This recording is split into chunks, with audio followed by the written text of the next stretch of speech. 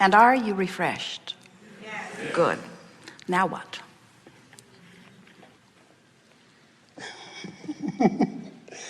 Hello, Abraham. Earlier you were talking about when we came down from non-physical, we had a sense of being worthy. And as we kept coming and interacting with the rest of the world, it turned out that we feel less worthy.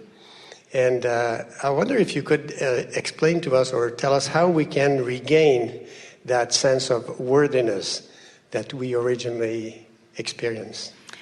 Well, let's talk about what the underlying feeling of worthiness is. In other words, when you are in utter alignment with who you are. Here's a better way. So when you are only non-physically focused, you're offering one stream of vibration. As you come forth into the physical, now in your physicalness, you have the potential of offering two streams of vibration. When you sleep, you close the gap and you're only offering one. Before you were born, you were only offering one. Then you're born, it widens. You sleep, it closes. You complain, it really widens. You praise, it closes. You worry about something, it widens. You meditate, it closes. So the only thing that detracts from that is thoughts that contradict it. And so by caring about the way you feel, you can train yourself more into alignment. It really, to speak literally, thinking thoughts that are the same vibrational equivalent that your source thinks is literally what a feeling of worthiness is. It's allowing, it's seeing through the eyes of source, feeling through the lens of source. So we want to help you to understand that there's only this stream which you are not allowing or allowing. That's all. The more you're allowing it, the more worthy you feel, the more love you feel, the better you feel. The more you're disallowing or resisting, the worse you feel. So it really is about first caring how you feel and then reaching for increasingly better thoughts. The thing that goes wrong for most people is, let's say something's happened, they're focused upon it and they feel awful. And then they think that what we're saying is, well, just stop thinking that awful thought and think a wonderful thought and you'll be right back. Well, of course you would be. It's just that you can't make that jump, because law of attraction is helping you maintain. Law of attraction is helping who you really are maintain this thought pattern, and law of attraction is helping who you are in this physical body maintain that thought pattern. When you get focused, haven't you ever noticed that if you start worrying about let's start in a more positive place. Have you ever started wondering about something and it starts showing up? You can barely say, I wonder about such and such, before it's in a magazine, it's on the back of a truck, all kinds of things begin to show up in your experience.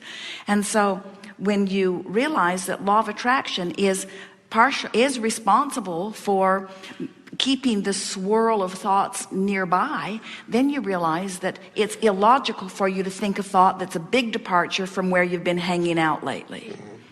So what's really required is a decision, a determination to focus. A determination to focus in the direction of good feeling thoughts. That's the process, and then it just takes determination and practice in order to accomplish it. What happens is, when you start making lists of positive aspects, you'll become addicted to them. And what addiction is, by that we mean you'll get the vibration of it going, so that then it's sort of self-perpetuating. Just like when you beat the drum of something you don't want, it perpetuates that for a while. The word worthiness, let's define it in the fullest sense of the word. To feel worthy is to feel the wholeness of who I am. To feel unworthy is to have separated myself from who I am. So we want to say, to feel worthy, to feel love, to feel appreciation. The definition of all of that is to feel the perspective of who I really am. Something more or more detail? Yeah, one place where I experienced that is, say I'm listening or looking at a beautiful vista in nature, And all of a sudden, I can watch it for, say, 20, 30 seconds. And then all of a sudden I say, well, that's enough for me. In other words, my cup is kind of full. Or I'm listening to Abraham's tape, for maybe an hour or two. And then I'd say, oh, I can't. I got to close the book. I got to cut it off. It seems like at that point, this sense of worthiness gets in. And at that point, it's like I have to turn it off. Well, do you think it's because you've worn out your worthy welcome? or do you think it's because once you get into that vibration that then things begin to call you?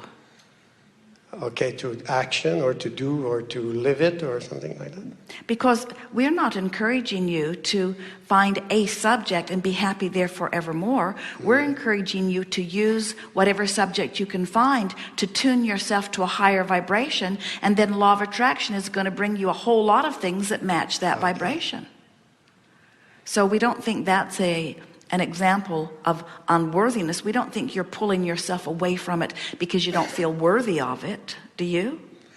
I think there's a tint of it, or if I look at in the rest of my interaction, at one point, even if somebody is nice to me, for instance, and I get the sense that that's too much, I'm not worthy of all that goodies. Well, there are some variables. For example, it's possible that if someone is being nice to you with their words or behavior, and they're not really tuned into who they are, they're just offering it because they think they'll get something from you, or they're offering it because they work for a restaurant and they know they'll get fired if they don't behave nicely.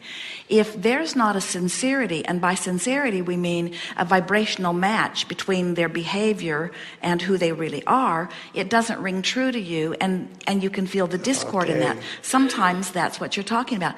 Another thing that is sometimes the case is that because every subject is really two subjects, every subject is like picking up a stick, and on one end of it is what you want, and on the other end of it is the absence of what you want. So let's say you are deliberately reading a book or deliberately basking in a sunset because you're trying to tune yourself to a high vibration, and so you say, I'm going to do this because it's good for me. So you pick up this stick that says, I'm doing this because I want to feel better. Well, you've picked up the improving how I feel stick, but it's going to vibrate wherever you last left it, especially at first. So in other words, sometimes a person is saying, I want to be well, and what they're really vibrating is, I don't want to be sick. Sometimes when you say, I want to feel worthy, what you're really vibrating is, I'm not really worthy. And so just by trial and trial and trial, just by playing with it, you get better and better at knowing where you are. We want to increase your awareness of the way you feel, and we want you to increase your sensitivity to how you feel. We want you to care so much about feeling good that when you don't feel good, when it gets off just a little bit, that's a call to action for you to do something about it. We want you to train yourself into this picky, good feeling vibration. Esther has noticed that if she gets angry with someone, or gets negatively focused, or finds herself criticizing someone, even when it's legitimate, which is by her estimation, she would not criticize them unless she felt she was valid or justified in it. When she does that, it feels so awful to her. It's equivalent to what it would have felt like to take a gun and kill them a few years ago. In other words, you get so accustomed to being who you are that when you depart or deviate from who you are, it does not feel good. And so we want to say to you that a feeling of unworthiness is the way you are defining. You personally are defining. You're using that word to describe departure from the fullness of who you really are. That's why a lot of people, they talk a lot about being worthy, and hardly anybody even has a clue what they mean. You are born worthy. You can't be less than worthy. In fact, we want to impress upon you this understanding that at all times, under all conditions, there is a showering of well-being upon all of you. It is profound and profuse and eternal and always present. There is always a showering of well-being, and adoring, a loving, an appreciating of source about you. Always, always, always there. But sometimes you get something stuck in your vibrational craw, and it's like you pop up an umbrella and you shade yourself from the shower. And you use a lot of excuses for it. I'm mad at you, you say, as you shade yourself from the shower. Or I should have done better, as you shade yourself from the shower of well-being. Or I didn't like that, or I didn't like what happened, or I'm worried about what will happen. In other words, you use so many, not just you, but humans use so many excuses to not allow themselves to be in the full recipient mode of this energy of well-being. And when you practice those thoughts and you develop patterns of deprivation, that's what that feeling of unworthiness is, or unhappiness, or discomfort, or dis-ease. It's just everything that you feel is a level of alignment or not, worthy or not, love or not. And if you've been listening to us for a while, you've heard us say, you never walk into a room and look for a dark switch. You don't expect to find a switch that you flip that makes inky, misty darkness. And we promise you, there's not a shower of unworthiness. There's not a shower of sickness. Oh, I got to get into the right shower. Is that the worthiness shower? Oh, I'm under the unworthiness shower. There's only a spraying, a constant flooding of well-being, which you are allowing or not by virtue of your thought in the moment. Very good. Thank you very much. Yes, indeed.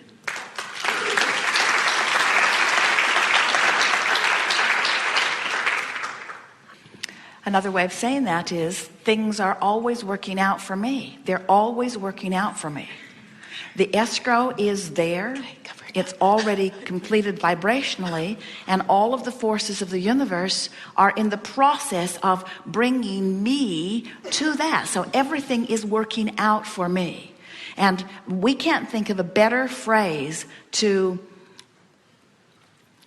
express with a wanting to reach for the feeling of it while you're expressing. In other words, don't just parrot the words. Feel what the words mean. Everything is always working out for me. That is the best phrase that you could ever offer to induce an eventual, and usually pretty quickly, feeling of worthiness.